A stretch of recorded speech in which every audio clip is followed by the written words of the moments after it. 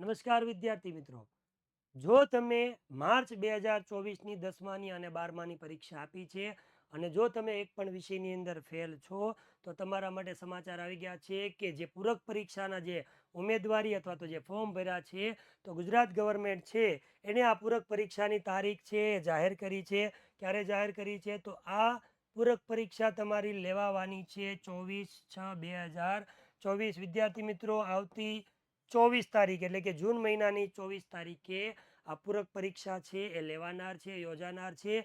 તો એની સાથે સાથે ગુજરાત ગવર્મેન્ટ છે એણે બીજી એક જાહેરાત કરી છે કે આ વખતે જે વિદ્યાર્થી મિત્રો એટલે કે 12 ધોરણ કોમર્સ અથવા તો સાયન્સની અંદર પરીક્ષા આપી છે અને એકની જગ્યાએ જો 2 વિષયની અંદર ફેલ થયા હોય તો 2 વિષયની અંદર ફેલ થનાર વિદ્યાર્થીઓ છે એ પણ આ વખતે જૂન મહિનાની અંદર પૂરક પરીક્ષા આપી શકે છે. બીજું એક કહી દઉં કે 10મા ધોરણનો કોઈ ઓફિશિયલ પરિપત્ર જાહેર કરવામાં નથી આવ્યો, પણ કદાચ જો ધોરણ 10ની અંદર 3 વિષયની અંદર કોઈ પણ વિદ્યાર્થી ફેલ હશે તો એ પણ આ વખતે પૂરક પરીક્ષા છે એ આપી શકે છે. તો વિદ્યાર્થી મિત્રો, તૈયાર થઈ જાઓ, પૂરક પરીક્ષા છે આપો અને વહેલા તે પહેલાં પાસ થઈ અને તમારું જે આગળનું જે ભણતર છે આગળ વધારો. તો કઈ રીતે વધારશે? તો તમારા માટે વિદ્યાકુલ લાવી રહ્યું છે. શું લાવી રહ્યું છે? તો વિદ્યાકુલ લાવી રહ્યું છે રિપીટરની રણનીતિ, કે જે વિદ્યાર્થીઓ રિપીટર છે અને પૂરક પરીક્ષા આપે છે એના માટે યુટ્યુબના માધ્યમથી તમારી સામે અમે લાઈવ લેક્ચર લઈ અને ગાઈડલાઈન અથવા તો માર્ગદર્શન આપશું, જેથી કરીને તમે